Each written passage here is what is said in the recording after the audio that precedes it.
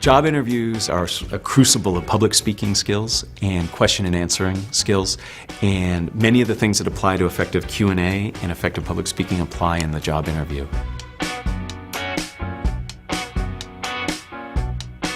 Mostly, we go to school and we learn the skill of whatever it is we're going to do, but we're very rarely taught how to get that job, to do what we want to do. You have to sell yourself. There are some tips that I think are very important for you to consider before you go into a job interview.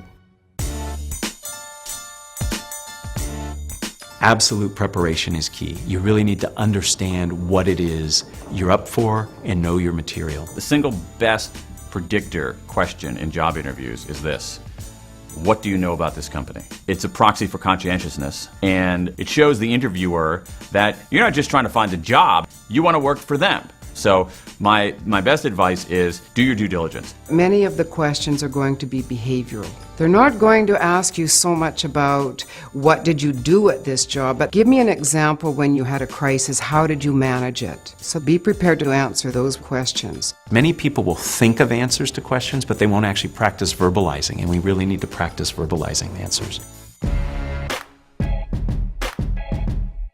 When you answer questions, you want to do three key things. You want to answer the question asked, you want to give an example so people remember the answer, and you want to tell them why your answer is important for them and for the job. Because quite frankly, the person interviewing you is often not the person who gets the final decision on if you're hired or not. So they have to turn around and sell you to whoever it is who makes the final decision. See the job interview from their perspective. I've done interviews myself where I'm interviewing somebody for a particular position and they talk about how awesome it would be for them to do the work. And I don't really care. Think about it from my perspective. I basically put all human beings into two categories: people who make my life harder and people who make my life easier.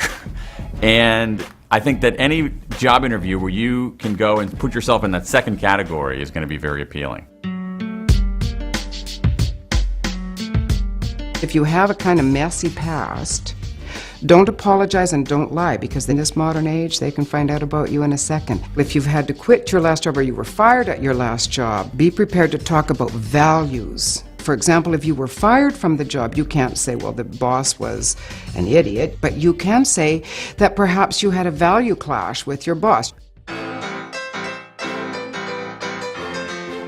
Nonverbal communication is absolutely important, and in fact there's a tremendous amount of research that says people believe nonverbals much more than they believe verbals. What people will often do because they're nervous is they'll retreat, they'll make themselves small, so the hands come up, they cover their face, sometimes they cross their legs, they become very small, and that makes them look nervous and in some cases disingenuous. So what we want is we want to project enthusiasm and openness, so we sit forward, our hands are out and up, we make good eye contact. That shows we're engaged and we're interested.